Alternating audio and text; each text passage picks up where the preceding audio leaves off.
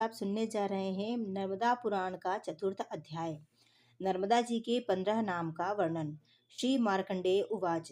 ततो अर्णवा समुत्तीर्य त्रिकूट शिखरे स्थितं महाकनक वर्णाभे नाना वर्ण शिलांचिते।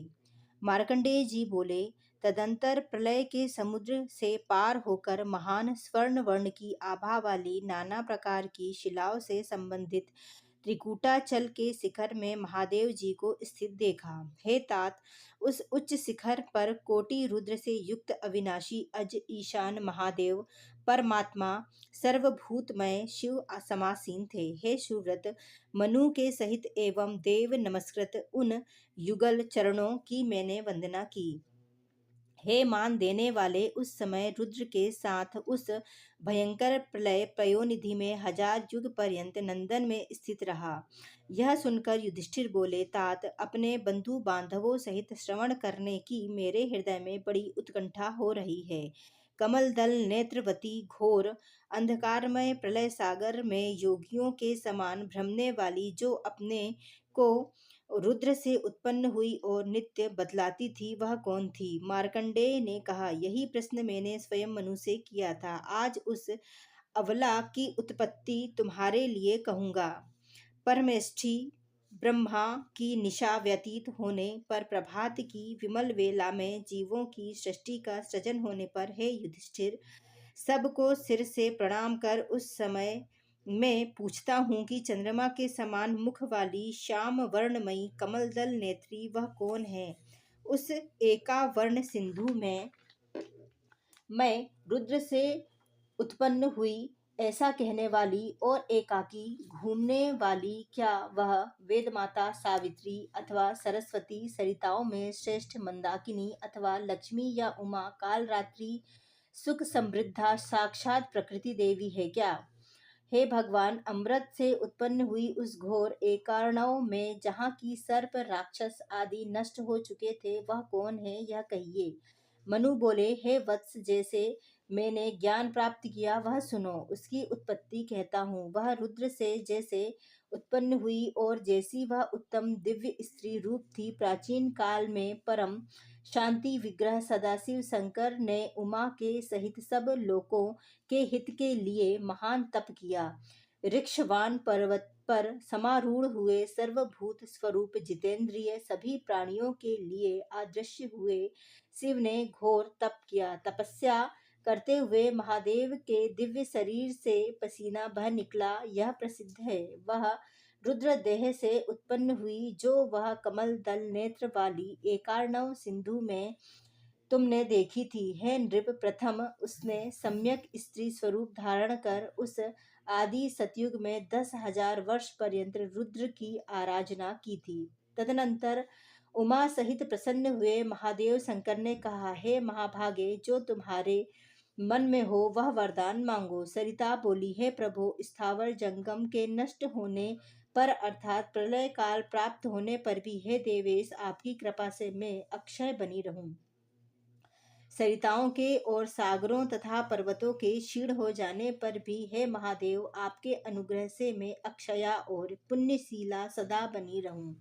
जो महापातकी और उपपातकों से युक्त हैं, वे सभी, हे प्रभु, भक्ति पूर्वक स्नान करके सर्व पापों से मुक्त हो जाएं। उत्तर प्रदेश में महापातक नाशिनी जाह्नवी गंगा है। इसी प्रकार दक्षिण मार्ग में सभी देवताओं से पूजित हों। हे विभो, स्वर्ग से आई हुई भूतल पर जैसे गंगा प्रख्यात हुई है त्रिदशेश्वर, वैसे ही मैं दक्षिण गंगा नाम से प्रसिद्ध हूँ।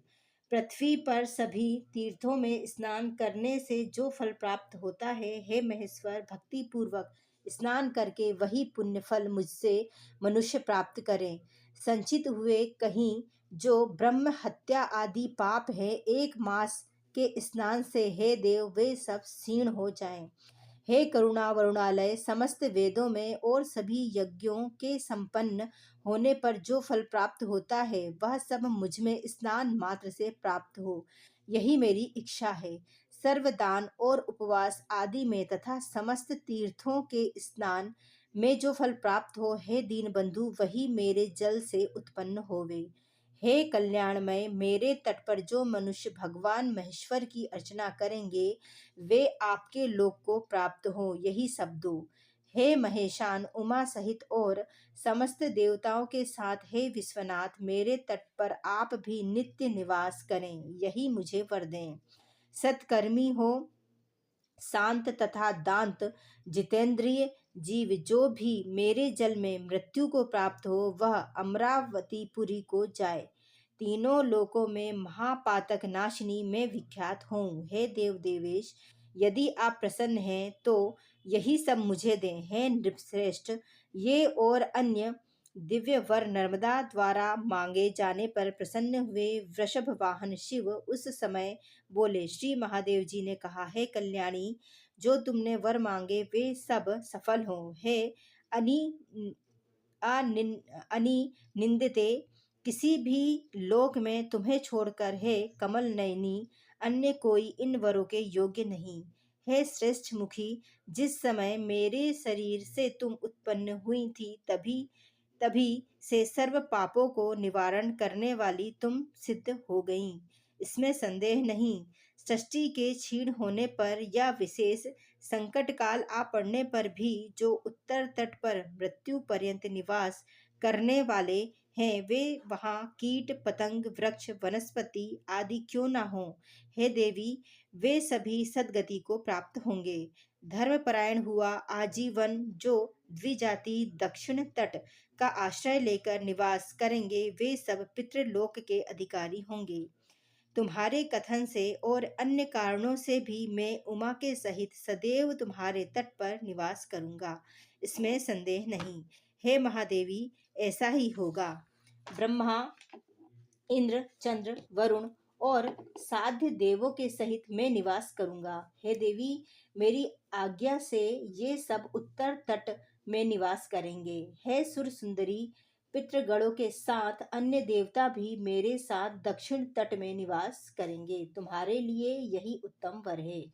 महाभागे, जाओ जाओ, मृत्यु लोक के प्राणियों को पापों से मुक्त करो। ऋषि संघ और सिद्ध सुर असुरों समेत उमा सहित वे सर्वव्यापी महादेव यह वरदान देकर मनु और मेरे द्वारा वंदना किए गए अंतर्धान हो गए। इससे वह नर्मदा महान पुण्यशीला और महापातक नाशिनी है। तुम्हारे पूछने पर जो नर्मदा वर्णित हुई है उससे तुम्हें विस्मय न हो। यह महापुण्यशीला गंगा तीनों लोक में विख्यात है। 15 स्रोतों से 10 दिशाओं को आप्लावित व पवित्र करती हुई बह रही है। क्षीण महानद और नर्मदा, सुरसा, कृता, कृपा, मंदाकिनी, दशार्णा, चित्रकूटा, तमसा, विदिशा, रंजना एवं बालुवाहिनी ऋक्षपाद से उत्पन्न हुई ये सभी पापों को हरने वाली पवित्र सर्व मंगलदायिनी कल्याण रूपा है। वेद के पारंगत पुराण वेत्ता महाभाग्यशाली राज्यपालों द्वारा तथा सोमपान करने वाले याज्ञिक इन 15 दिव्य नामों से स्तुति करते रहते हैं। हे नरोत्तम, यह सब महान पुण्यतम वर्णन मैंने तुम्हारे लिए किया। मनु से कहा गया, मेरे लिए जो कि नर्मदा जी की उत्पत्ति का पुण्यमय अत्यंत पवित्र और अतुलनीय भगवान शिव से गाया गया यह शुभ प्रसंग है। भक्ति पूर्वक जो मनुष्य इसका कीर्तन करेंगे और जो प्रातः काल उठकर इन 15 नामों का उच्चारण करेंगे या सुनेंगे, हे भारत, वे स्नान से उत्पन्न होने वाला समस्त पुण्य प्राप्त करेंगे। अंत में सूर्य के समान दिव्य विमान से सैकड़ों घंटा घड़ियों से निनादित हुए मनुष्य शरीर को छोड़कर परम गति प्राप्त करेंगे। इति श्री चतुर्थ अध्याय। बोलो नर्मदा मैया की जय।